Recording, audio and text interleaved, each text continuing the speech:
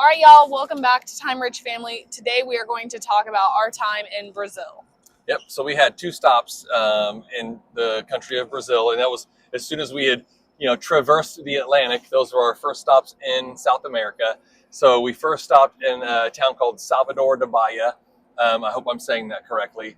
It was a Sunday, and it was just a one-day, stop. And so we got off the ship. We did not take any sort of excursion there. And we noticed there were a lot of things that were closed. Again, it was a Sunday, and we got off pretty early. It was warm, and so we decided we wanted to do everything in the morning and try to be back on the ship before it got too hot in the afternoon.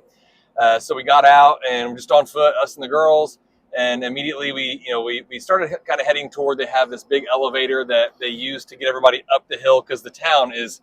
I mean, it's a couple hundred feet up off the port area, so it's an aggressive hike if you do it on foot.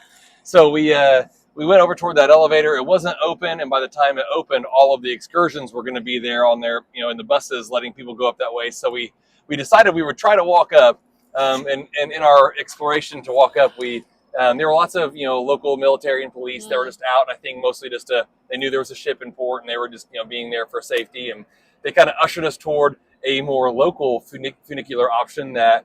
When our girls saw it, they actually said, maybe we should take the stairs. It did look a little sketchy, but it was so sketchy, dude. But there were a ton of people on it, and we were like, okay, this is gonna trust the process.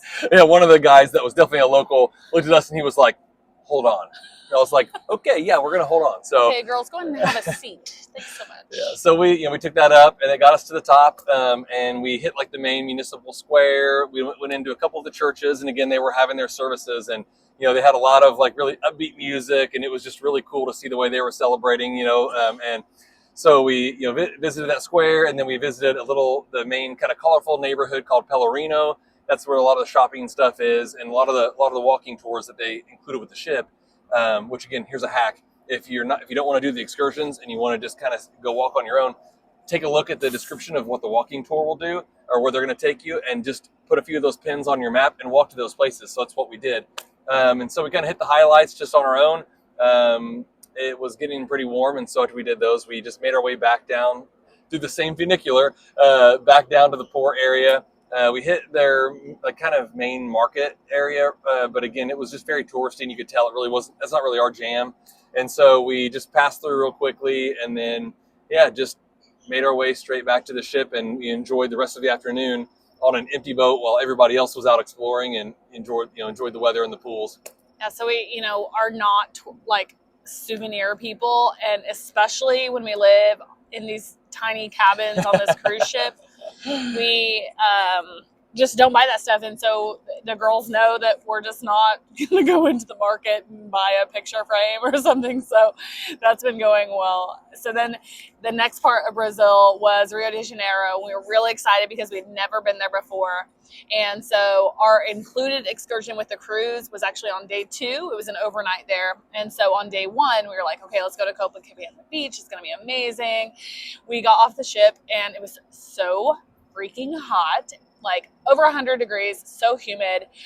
We literally waited in the terminal so Marco could take the beach stuff back. It was just like, it was right after our daughter had just gotten diagnosed with an ear infection, and our youngest daughter was completely sunburned. Yeah. And so it's perfect storm. We were like, no, we're good on this.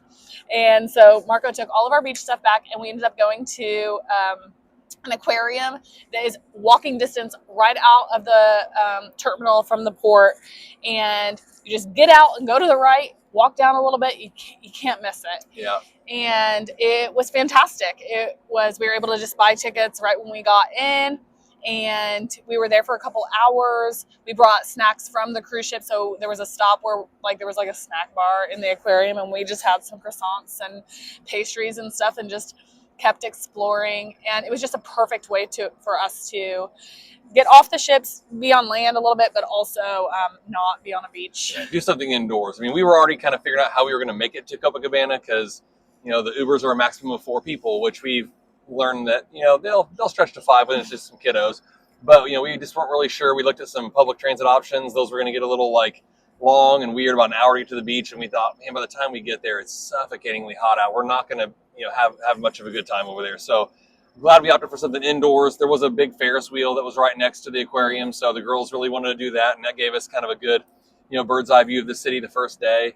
But yeah, so day one we opted for indoor options. And sometimes when you're traveling with kiddos, you just have to like be able to pivot and just listen to what's right for your family. That was perfect for our family that day. Yeah. And then day two was the included excursion. So we got to go up to Sugarloaf Mountain and get this amazing view of the city, of Christ the Redeemer, of the beaches. We saw Copacabana Beach from like way up top. And, all that was included with this cruise. And so that is just the coolest part. One of the coolest parts of this cruise is having, I see another gone.